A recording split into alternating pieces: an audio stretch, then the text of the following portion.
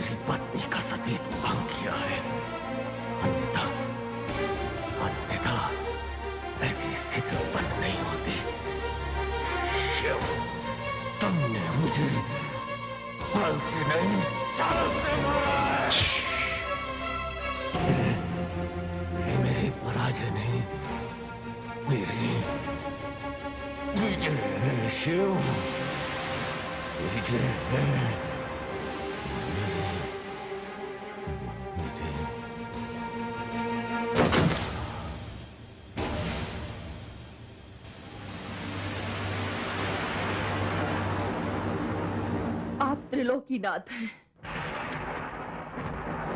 मैं तो आप ही को प्राप्त करना चाहती थी, किंतु तुलसी बनने के पश्चात मेरे भाग्य में शंखचूड़ ही लिखे थे।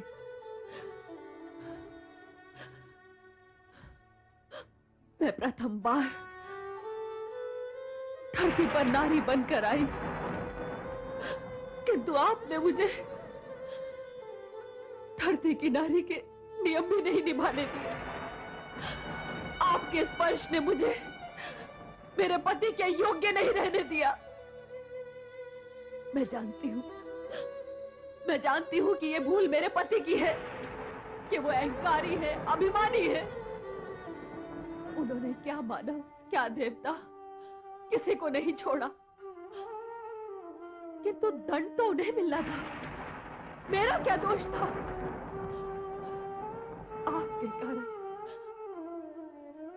मेरे पति शंखचूड़ का वध होगा,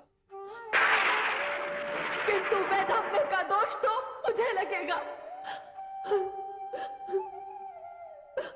महादेवी, वास्तव में तो मैं आपका पति हूं। हम दोनों तो अनंत काल से पति पत्नी हैं। आपका शंखचूड़ की पत्नी होना उस शाप का परिणाम है जो देवी सरस्वती ने आपको दिया था, और आपको शाप से मुक्त करने के लिए मुझे अपने हृदय पर पत्थर रखकर यह अनुचित व्यवहार करना पड़ा। कुछ किया वो मेरी लक्ष्मी रूप की मूर्ति के लिए किया, किंतु तुलसी के रूप में तो मैं शंखचूड़ की पत्नी हूं। इसलिए मैं आपको श्राप देती हूं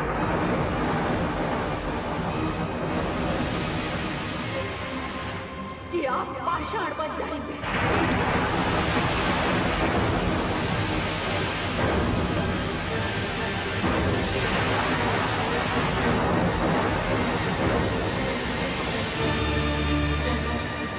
रुकिए देवी, रुकिए। यदि विष्णु पाषाण हो गए तो संसार का पालन पोषण कौन करेगा? नहीं देवी, ऐसा अनर्थ ना कीजिए। अपना शाप वापस ले लीजिए।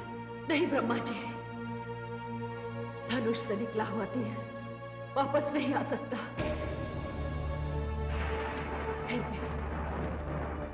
फिर भी मैं केवल इतना कर सकती हूं कि कल्याणकारी विष्णु का एक रूप पत्थर का ही होगा,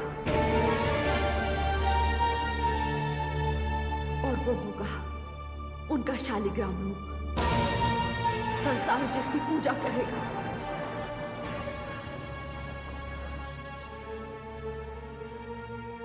अब तो मैं शरीर त्याग सकती हूं।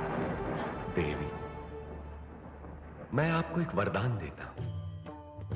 त्यागने के पश्चात आपका यह शरीर गंडकी नदी में परिवर्तित हो जाएगा और आपके केशों से उत्पन्न होगी तुलसी। जिस घर में तुलसी होगी उस घर में लक्ष्मी का वास होगा और उस घर से रोग और व्याधियां सदा के लिए दूर हो जाएंगी और वहां का वातावरण पावन हो जाएगा। धन्यवाद है नारायण कि आपने मुझ पापिन को वर दिया।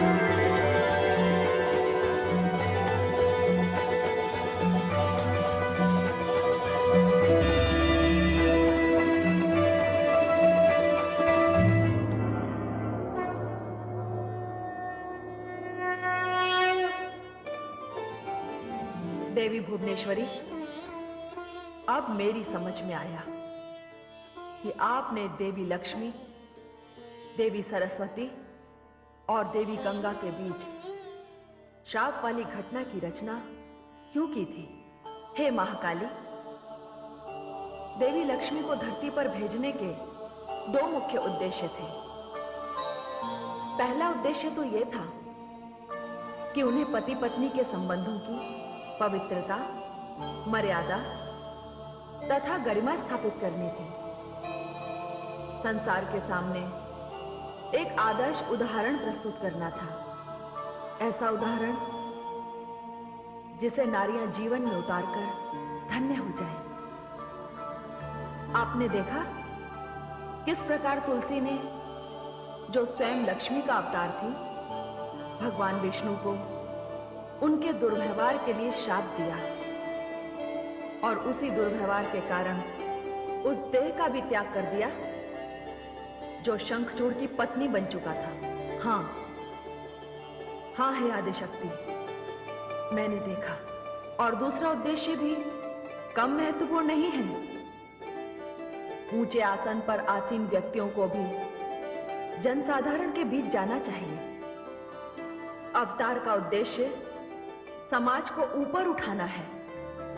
साधारण लोग भी महान व्यक्तियों के आचरण से प्रेरणा पाते हैं। जन कल्याण करने का यही मार्ग है।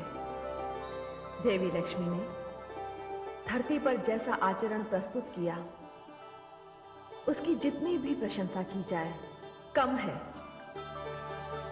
अब देवी लक्ष्मी के विष्णुलोक वापस आने का दृश्य भी देखिए।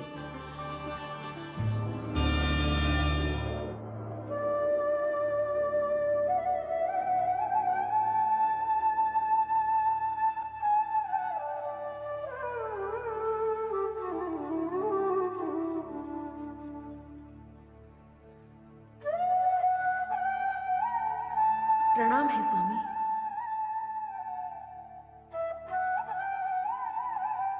आइए महादेवी आइए,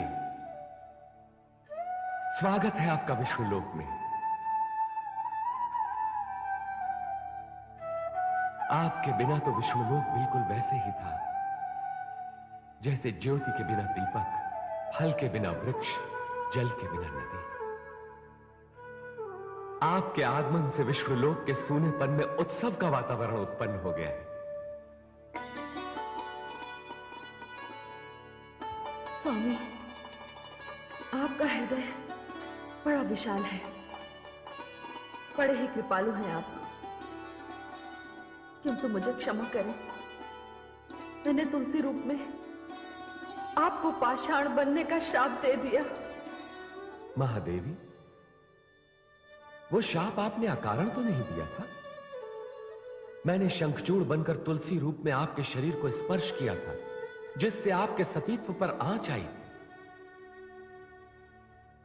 महादेवी, भले ही ये कार्य मैंने मानवों और देवताओं के कल्याण हेतु तथा भगवान शिव और ब्रह्मा जी की मर्यादा की रक्षा हेतु किया था, पर यह कार्य था तो निकृष्ट। आपने तो मुझे शाप देकर यह सिद्ध कर दिया कि ईश्वरत्व भी ईश्वरीय नियमों से मुक्त नहीं है। हे महादेवी, यह आपके शाप का ही परिणाम है कि मेरा शालिग्राम रूप पृथ्वी पर सदा के लिए बना रहेगा और घर घर में उसकी पूजा होगी। स्वामी, आपने मेरे श्राप को भी वरदान बना दिया। मैं धन्य हो गई स्वामी। हे नारायण, हे वासुदेव, मेरी मुक्ति तो हो गई, किंतु मुझे खेद है कि देवी सरस्वती अब भी धरती पर हैं। हां देवी, यह अत्यंत खेद की बात है। दो महाशक्तियों को अपनी शक्ति को विवाद का कारण नहीं बनाना चाहिए। श्रेष्ठता के इस युद्ध में कोई भी एक दूसरे से श्रेष्ठ नहीं।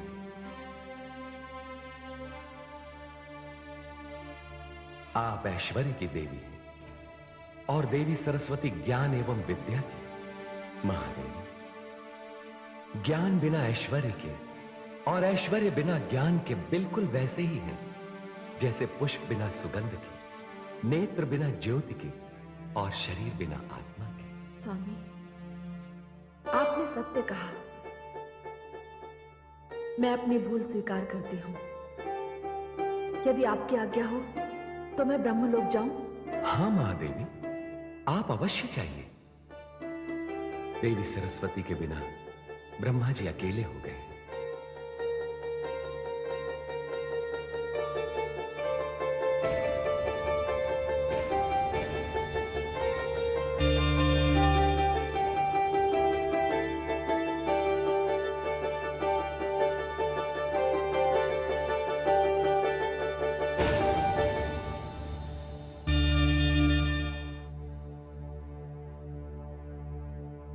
प्रणाम है भाग्य विधाता। देवी लक्ष्मी, स्वागत है आपका ब्रह्मलोक में। मेरी योग्य सेवा? सेवा नहीं ब्रह्मा जी, मैं तो खेद व्यक्त करने आई हूं कि मेरे कारण देवी सरस्वती को ब्रह्मलोक छोड़कर धरती पर जाना पड़ा। किंतु हे देवी लक्ष्मी, इसमें तो आपका कोई दोष नहीं। देवी सरस्वती को शाप तो देवी गंगा ने दिया था। दोष तो देवी सरस्वती का है जिन्होंने आपको शाप दिया था। ब्रह्मा जी, मैं तो उस शाप से मुक्ति पाकर वापस आ गई हूं, किंतु देवी सरस्वती तो अब भी वही है। उनकी मुक्ति कैसे होगी? ब्रह्मा जी, आप भाग्य विधाता हैं, उनका भाग्य भी तो आप ही ने लिखा है। हाँ, उनका भाग्य भी मैंने ही लिखा है, किंतु क्या लिखा है यह आपको नहीं बताऊंगा। भविष्य का ज्ञान भविष्य में ही हो तो अच्छा है। हाँ, इतना बता सकता हूं कि शाप की उस घटना की रचयिता स्वयं देवी भुवनेश्वरी हैं। किंतु आप चिंता न करें देवी, जिस प्रकार आप अपने शाप से मुक्त हो गई, देवी सरस्वती भी शाप से मुक्त हो जाएंगी। कब और कैसे, ये तो देवी भुवनेश्वरी की माया ही जाने।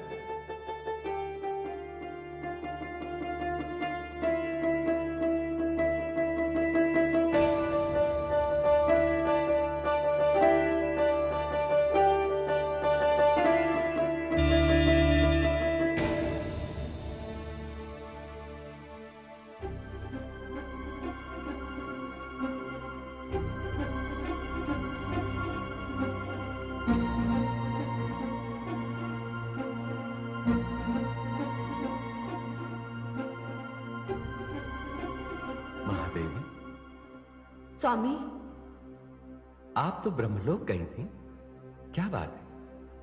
आपके मुखमंडल पर चिंता की रेखाएं। हे वासुदेव, हे नारायण, आप तो सब कुछ जानते हैं, कुछ भी तो नहीं छिपा है आपसे। ये सत्य है, किंतु मैं आपकी चिंता का कारण आपके मुख से सुनना चाहता हूं। स्वामी, मेरी चिंता का कारण है देवी सरस्वती। मैं तो उनके श्राप से मुक्त हो गई, किंतु वे अभी भी धरती पर नदी रूप में बह रही हैं, और ब्रह्मा जी कहते हैं उनकी भी मुक्ति होगी, किंतु कब और कैसे वे ये नहीं बता सकते। नारायण नारायण। प्रणाम प्रभु। प्रणाम माते। माते, मैं आपको आपके विष्णु लोक पुनः पधारने पर बधाई देने आया हूं। नहीं देवर्षि, बधाई की पात्र तो मैं तब बनूंगी जब मेरी भांति देवी सरस्वती भी शाप से मुक्ति पाकर ब्रह्मलोक वापस आ जाएंगी। माते, सारी समस्याओं, सारे संकटों का निदान करने वाले तो मेरे नारायण ही हैं। माते, आपको आपके श्राप से मुक्त करने में मेरे नारायण ने बड़ी महत्वपूर्ण भूमिका निभाई है। हाँ देवर्षि, ये सत्य है। प्रभु, फिर तो आप ये भी जानते होंगे कि माता सरस्वती को इस शाप से कैसे मुक्ति मिल सकती है। कदाचित आपकी बात सत्य है देवर्षि, किंतु मैं इस विषय में हस्तक्षेप नहीं कर सकता। हां, आप ये कार्य कर सकते हैं देवर्षि। मैं प्रभु? हां देवर्षि, आप पुत्र होने के नाते अपनी माता की मुक्ति के लिए कोई उपाय सोच सकते हैं, और यह आपके लिए बड़ी साधारण सी बात है। किस सोच में पड़ गए? जाइए और अपना पुत्र धर्म निभाइए। आपकी आज्ञा मुझे स्वीकार है प्रभु, मैं अवश्य जाऊंगा, किंतु ब्रह्मलोक नहीं, धरती पर, और पता करूंगा कि मेरी माता किस अवस्था में है।